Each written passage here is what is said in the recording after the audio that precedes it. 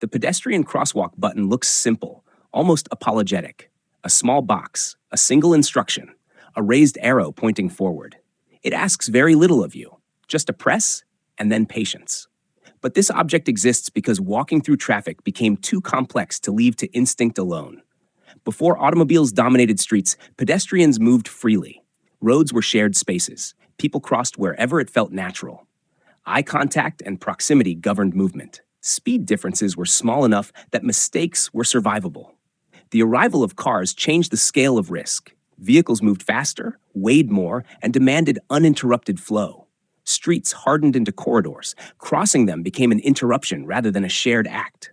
Pedestrians lost leverage. They needed protection, but protection without participation felt like confinement.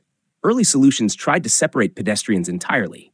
Bridges, tunnels, barriers. But these demanded effort and detours. Most people ignored them. The problem was not safety alone. It was dignity.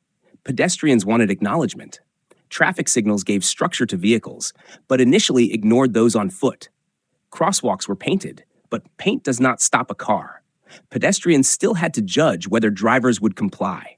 The system favored those already in motion.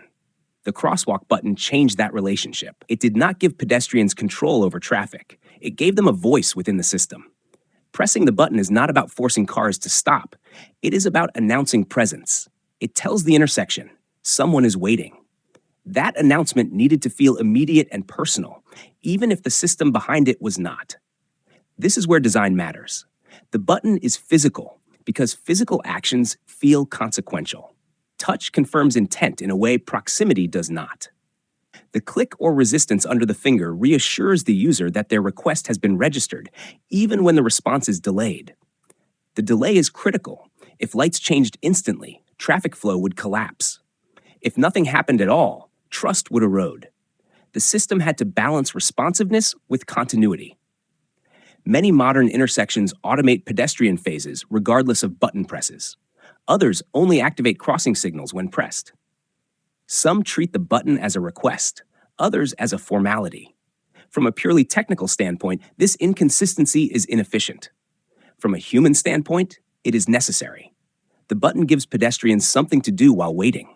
Waiting without action feels passive and powerless. Waiting after pressing a button feels purposeful.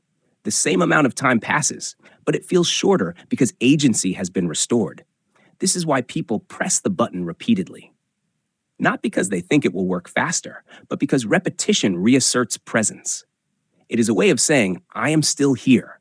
The realization often comes slowly. The button is not a switch. It is a signal of acknowledgement.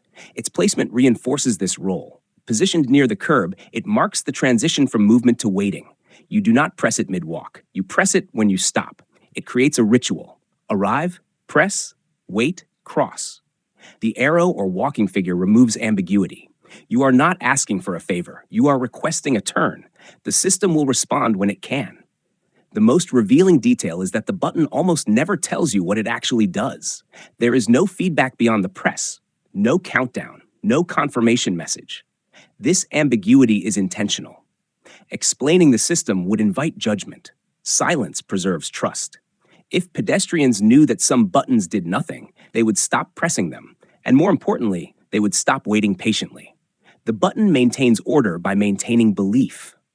This may sound deceptive, but it is closer to choreography. The intersection is a performance of coordination between strangers who cannot speak to each other. The button gives pedestrians a role to play. Drivers have signals. Vehicles have lanes. Pedestrians get a button. The moment of realization is this. The crosswalk button is not there to control traffic. It is there to control anxiety. It gives pedestrians the feeling that the system sees them, that their presence matters, that waiting is not pointless. Invisible design often works by managing emotion rather than mechanics. The best systems do not eliminate frustration entirely.